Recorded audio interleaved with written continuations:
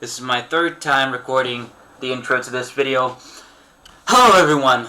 Today's video is going to be about wombats. I finally said it right. Wombats. Now these guys are freaking adorable. These guys are super cute. I think they're cuter than koalas. I think they're the cutest animals in Australia. And they're pretty chunky as well. They can weigh between 20 and 35 kilograms. They're about a meter in length.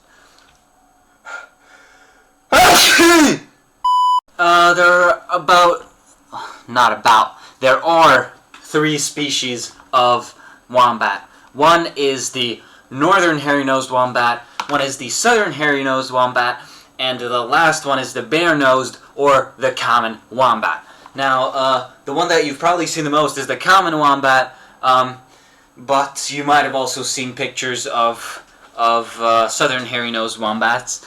Unfortunately, the northern hairy-nosed wombat is critically endangered as of right now. They only live in one national park in Australia that I forgot the name of right now.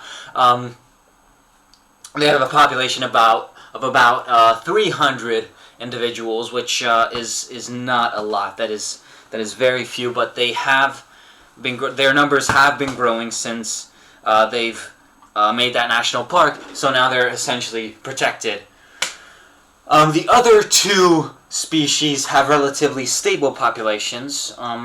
In fact, the common wombat is overpopulated on the island of Tasmania in a lot of places, because while on the mainland they are historical predators, like the famous thylacine or things like the marsupial lion, they're extinct, or the thylacine is up for the debate. I mean, that could be still out there, but even if it is, there aren't a lot of them.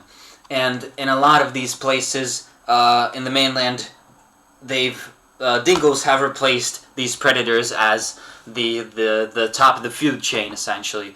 But on the island of Tasmania, there are no dingoes, so well, they kind of got the short end of the stick there, because in a lot of places they have mange-like diseases, and mange that makes their hair fall out and all sorts of nasty things. I'm not gonna put a picture up here because it's freaking horrible to see, but yeah, that's absolutely horrible. But talking about where these guys are populated, the 3 species live in 3 different regions. They overlap sometimes, but overall they're in different regions. Now, wombats are herbivorous. They eat grasses, sedges, roots, and even tree bark, which is made possible by their rodent-like teeth, eating bark and things like that. They have their teeth always regenerate, like rodents. They're essentially like if you mixed a capybara with a koala, which I think also kind of explains their appearance in a lot of ways. I mean, I think that's a pretty good comparison for anyone that hasn't seen a wombat. So that's pretty much what they are. And they also shit squared cube shits.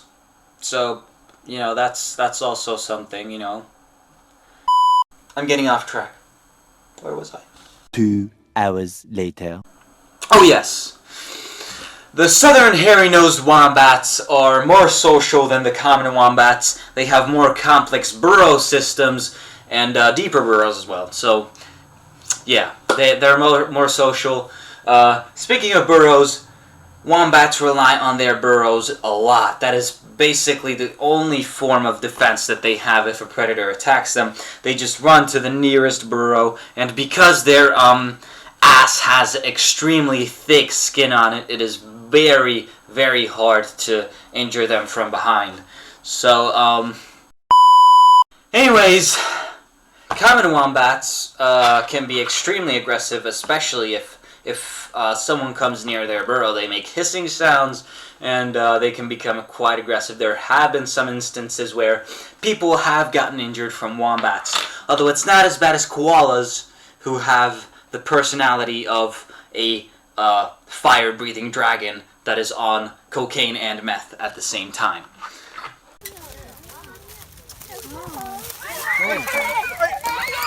Another really fascinating thing about wombats is they're biofluorescent. Now this isn't just them, it's also a lot of other marsupials. I know that platypus also have this, and for the people that don't know what biofluorescence means, it's essentially when things glow under ultraviolet light, they give off a sort of glow, and that's, I don't know why they have that trait exactly. Maybe I really don't know, to be honest. Another interesting fact about wombats is that their pouch faces backwards. Because they are burrow-digging animals, when they dig, their young don't get a mouthful of dirt when they dig because their pouch is backwards and facing the wombat's butt.